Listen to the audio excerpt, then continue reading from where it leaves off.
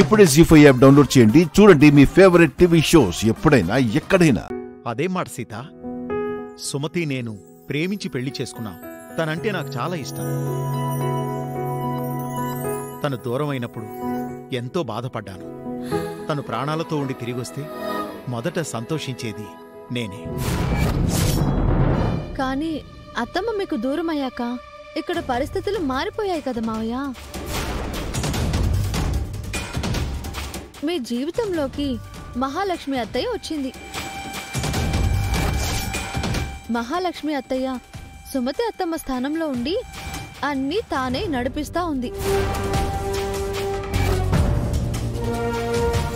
ఇలాంటి టైంలో అత్తమ్మ తిరిగొస్తే అత్తయ్య రాణిస్తుందా? అత్తమ్మ స్థానాన్ని అత్తయ్య తిరిగిస్తుందా? ఇది నాకు జనాకి గొడవలు పెట్టేలా ఉంది. దీన్ని వెంటనే ఆపకపోతే నా కొంప ముంచేలా ఉంది.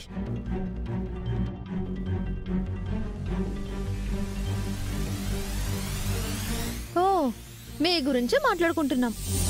నా గురించి మామ కోడళ్ళు ఏం మాట్లాడుకుంటున్నారు? అదే మహా, సుమతి తిరిగొస్తే మన రియాక్షన్ ఎలా ఉంటుంది అని సీత అడుగుతోంది. నీ డౌట్ ఏంటి సీత?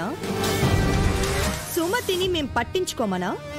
అంటే అత్తమ్మ వస్తే మీకు అత్తమ్మకు సవతి పోరు వస్తుందేమో కదత్తయ్య. ఏం మాట్లాడుతున్నావు సీత? సుమతి నాకు సవితి కాదు, స్నేహితురాలు. ఈ ఇల్లు తనది, ఈ కుటుంబం తనది, ఈ స్థానం తనది. సుమతి నాకు అన్నీ ఇచ్చింది. తను దూరమైనప్పటి నుంచి తన జ్ఞాపకాలతోనే బ్రతుకుతున్నాను. తన గురించి నేను బాధపడని రోజు లేదు. నిజంగా సుమతి తిరిగొస్తే తను ఈ ఇంట్లోనే ఉంటుంది. తను నాకు అప్పగించినవన్నీ తిరిగి తనకే అప్పచెప్తాను. తన ఇంటిని, తన కుటుంబాన్ని, తన ఆస్తిని తనకే ఇచ్చేసి నేను ఎలా వచ్చానో అలాగే వెళ్ళిపోతాను. సుమతికి ఎప్పుడు ఈ ఇంట్లో స్థానం ఉంటుంది. ఆ మాట నీ మనసులో నుంచి వస్తుందా లేక గొంతులో నుంచి వస్తుందా అత్తయ్య? That is Mahalakshmi. విన్నావా సీత? అది మహాలక్ష్మి అంటే. తను ఎంత గొప్పగా ఆలోచిస్తుందో నీకు అర్థమైంది కదా. తను చెప్పేది ఒకటి, చేసేదొకటి మావయ్య. ఇప్పుడు నీ అనుమానం తీరిందా సీత? సుమతి నీకు మేనత్త కాకముందే నాకు ఫ్రెండ్. మేమిద్దరం ఒక తల్లి కడుపున పుట్టకపోయినా సొంత అక్క చెల్లెల్లాంటి వాళ్ళం. మా అనుబంధం అలాంటిది.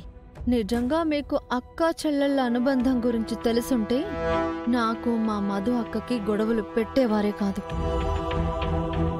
సుమతికి నేనంటే ఎంతో నమ్మకం. అందుకే తను వెళ్తూ నాకు ఈ ఇంటి బాధ్యతలు అప్పజెప్పింది. నిన్నగాక మొన్న వచ్చిన నీకేం తెలుసు మా రిలేషన్ గురించి? మా అత్తమ్మ మిమ్మల్ని నమ్మిందేమో, కానీ నేను అంత తేలిగ్గా మిమ్మల్ని నమ్మనత్తయ్యా. మా అత్తమ్మ ఎక్కడున్నా వెతికి తీసుకొస్తాను. ఆ రోజు ఇందాక మీరన్న మాటలు నిలబెట్టుకుంటూ ఈ ఇల్లు వదిలి వెళ్తారో లేదో చూస్తాను.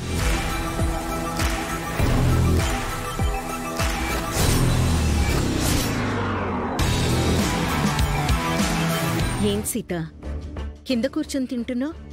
టేబుల్ దగ్గర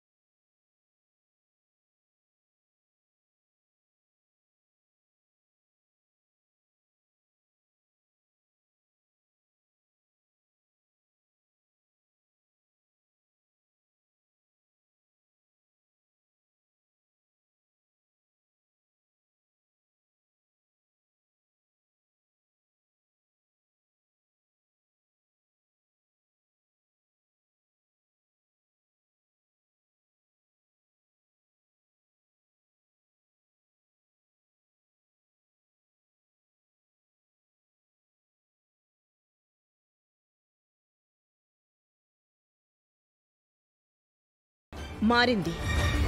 అప్పుడు నువ్వు ఈ ఇంటి కోడలివి మాత్రమే, కానీ ఇప్పుడు నువ్వు మేనకోడలివి కూడా.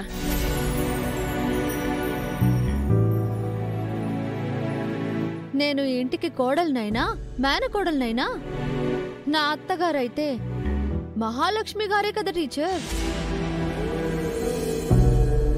అవును టీచర్, సీత పోస్ట్ పెరిగింది కానీ సీత మీద మహాలక్ష్మి వదిన పెత్తనం తగ్గలేదు కదా.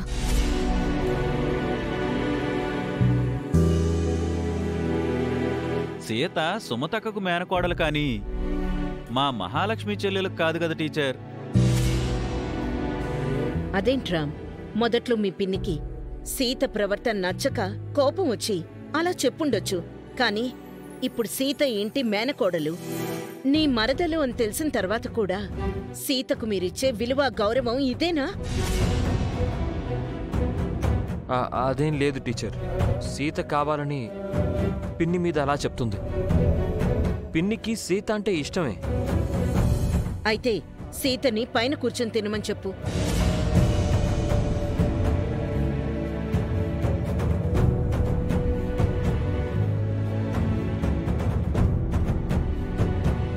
సీతకు లేని నొప్పి మీకెందుకు టీచర్? సీత ఎక్కడ కూర్చొని తింటే మీకెందుకు? మీరీ ఇంటి కోడలైనట్టే సీత కూడా ఈ ఇంటి కోడలే అర్చన. సీత మీకు కూడా కోడలే అవుతుంది. సీతకు మాతో కూర్చొని తినే స్థాయి అర్హత లేవు. అనవసరంగా మీరు సీతని వెనకేసుకురాకండి. ఏం మాట్లాడుతున్నావు? నువ్వు ఈ ఇంటి కూతురువైతే సీత ఈ ఇంటి కోడలు. ఇంకా చెప్పాలంటే సీతకు నీకంటే ఎక్కువ స్థాయి, హక్కు, అధికారం ఉన్నాయి.